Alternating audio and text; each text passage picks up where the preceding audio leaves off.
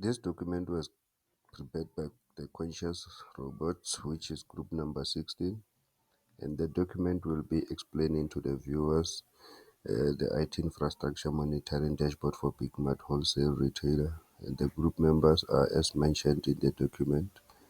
So we're gonna be moving along to our first page of the document, which represents the wholesale overview. The first type of the wholesale overview is the total number of warehouses, which represents the total number of warehouses BigMart company possess. And the following type is the operational alerts and notifications, which is the type which basically emphasizes on the critical alerts and notifications which needs to be acted upon in terms of risk management and efficient company operations. The warehouse performance matrix basically measures the overall performance of the warehouses. Next, we have the critical inventory items. This metric basically illustrates all the critical items that never needs to run out of stock in terms of efficient operations of the warehouse. Next, we have the workforce overview.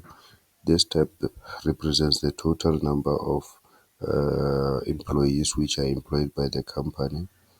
Here we have the warehouse capacity usage in different continents. So basically, this bar chart illustrates the warehouse capacity in terms of continents. So Asia being the highest, followed by Africa, and then Europe, and lastly being North America. Next, we have the space utilization tab that measures the percentages of the warehouse in terms of the available space and the used space. So here we have the geographical map of warehouses, but it is important to bear in mind that this geographical map is basically for the United States only. It doesn't include the Europe, Africa, and Asia. So these are the only warehouses located in the United States. So here we have the real-time inventory levels table. So basically, this table summarizes all the real-time inventory levels of different warehouses. The first is, the table has four columns. First being warehouse name, second being quantity on hand, third being location, fourth being threshold alert. The quantity on hand column represents all the products which are in stock in a particular warehouse. The location represents the location of a specified warehouse. The threshold alert is the alert which, if ever, the level represents the level that, if ever reached, the company's operations will be disturbed. So it is important for the company to always make sure that they never reach the threshold alert. So yeah, moving along to the second page of the project, which is the inventory management. We have the first tab on our top left corner, which is the top selling items. This represents all the fast moving items of the company. So secondly, we have the slow moving items tab. This tab represents all the items that are taking more time to be moved out of the warehouses. So basically, they are being bought by the customer at a slow rate. Next, we have the tab which measures the stockout situation rate. This tab basically measures the time that the company has left in terms of reaching their out of stock situations. So we have the average inventory level. So this is basically a collective average inventory level of all warehouses of the company. So next we have the max lead time rate and the min lead time rate. The lead time rates are the time it takes for the products to be stored in a warehouse. So the more the product is stored in a warehouse, the costlier it becomes for the company. And the less the product is stored in a warehouse, the less costly it becomes for the company. So it is best for the company to always keep the max lead time rate of the products at minimum as possible, and to keep the mean lead time rate metric as high as possible in terms of the company performance being maximized. So at the center here we have a donut chart that represents the categorized inventory levels. They are categorized in terms of minimum lead time, top selling product, slow selling product, stock out product, max lead time. This chart is basically important for all the warehouse employees in terms of knowing what to buy and what to not buy in terms of stock out situations. So all these charts below here, they are basically the graphical representation of all informations which was discussed uh, by this. The information which is delivered by all these metrics above here. So we'll be moving on to our next page, which will be discussing about the retail store performance of the company. So this is a collective overview of all stores of the company.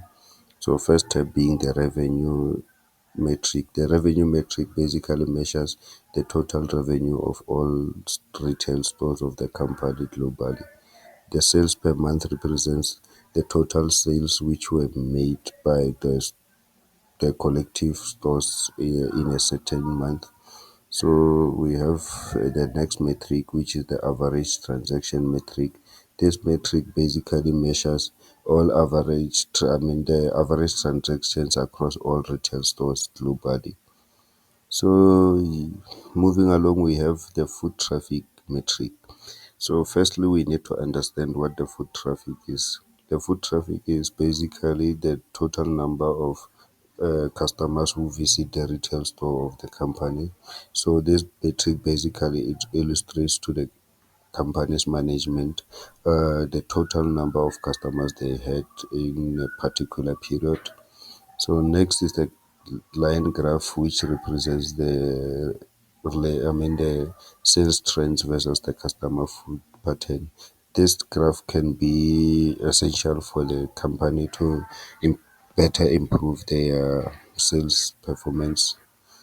So below here on our bottom right corner, we have the foot traffic graphical representations in terms of days. So this basically measures the total number of visitors to the retail stores during the week. So it is divided into three sections during the week, which is morning, afternoon, and evening. Knowing this information, the company can be able to forecast when they can have or expect high large volumes of customers, and when they can expect low volumes of customers during weekdays. So up below here we have the retail performance donut chart. This basically measures the collective performances of all retails of the company. So it also categorizes the metrics into the loss, sales, average, food traffic, revenue. So it is important for for the company management to know how much they are losing across their retail stores, how much revenue they're making across their retail stores, how much sales they have made, and also the foot traffic they have regularly on their stores. So yeah, having such information will help the management to make informed decisions in the future. We'll be moving next to along to our next page here. So we'll be discussing the customer's satisfaction dashboard. The first tab being the customer satisfaction rate metric. So this basically measures how satisfied the customers are with the company's overall customer service, if I should put it that way. So next metric being dissatisfaction rate. Dissatisfaction rate basically measures how dissatisfied the companies are with the service delivery of the company and the product delivery of the company. Next metric being the complaints rate. Basically, this metric measures the total number of complaints made by the customers of the company. So the next metric is the complaint solved rate. This is the metric which illustrates the total number of complaints which were solved. So it is important to keep it as at maximum as possible because of it. It is a measure of how well the company is doing in terms of solving the customer complaints. So we also have the metric which measures the customer retention rate. So this metric basically measures how successful the company is in terms of delivering value to the customer.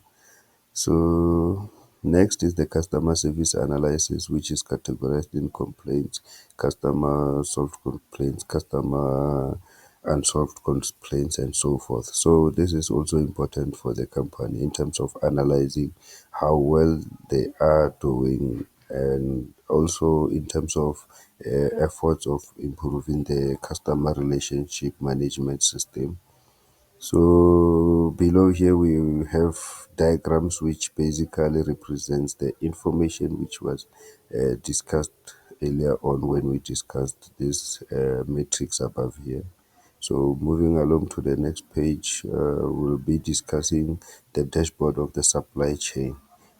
So yeah, this dashboard basically is a summary of the supply chain of the company and also illustrating how well and bad the supply chain system is doing. So the first type or metric is value ordered. So this type basically measures the total value the company has ordered from its suppliers. So next step being the value rejected. This step represents all the total value of all the products and goods the customer has rejected from its suppliers. So next is the vendor rejected rate. So the vendor the vendor rejected rate also represents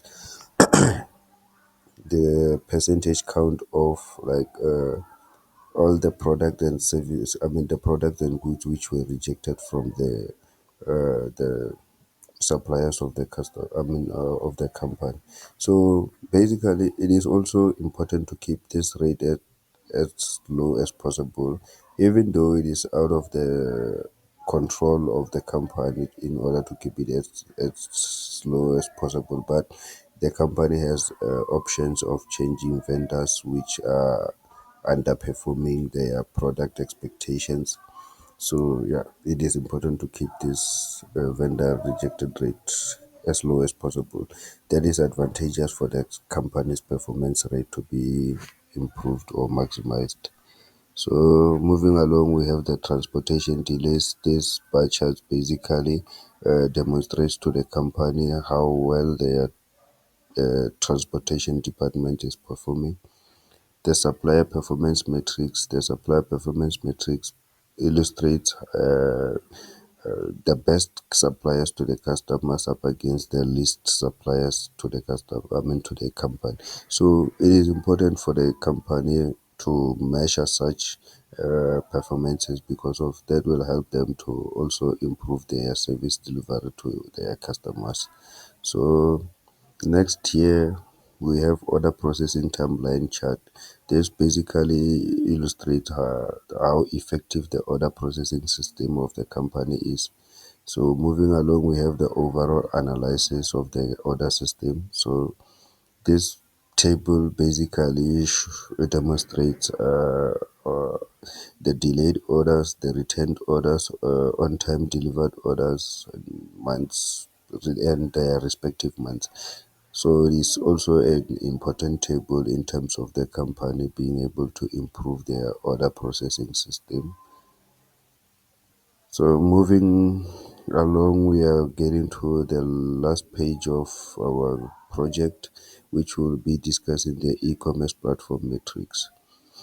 So the e-commerce platform matrix basically it will be analyzing and going inside data about the online retail store of the company, BigMart. So the first illustration here is a line graph which basically demonstrate the sales analysis. So it is important to analyze the sales which take place on the online store of the company in terms of making future well informed in terms of with respect to sales or online sales. So next we have the line graph which basically shows us the actual expectations which were, I mean, the actual results which the company achieved up against the forecasted plannings the company had. So it is important for the company to basically know how, I mean, know what they have achieved up against what they have anticipated for previously. This will help the company to at least in the future better, I mean, improve their plannings and then anticipate better performances. So next we have the regional orders mapping. This map basically divides the orders in terms of regions. So looking at this one is basically the United States map. So yeah, it's the United States division of the company. So every order which has been made by the a customer which resides in the United States will appear on this map. So below here we have the online analysis. This basically analyzes the online traffic of the company. So the data was divided in a table of four columns. First column being product category, followed by web traffic, and then number of visitors, and lastly the bonus rate. So the web traffic basically is a column which will represent the total number of visitors. So it's more similar to the foot traffic in terms of physical retail stores. So the number of visitors represent also the corresponding web traffic members.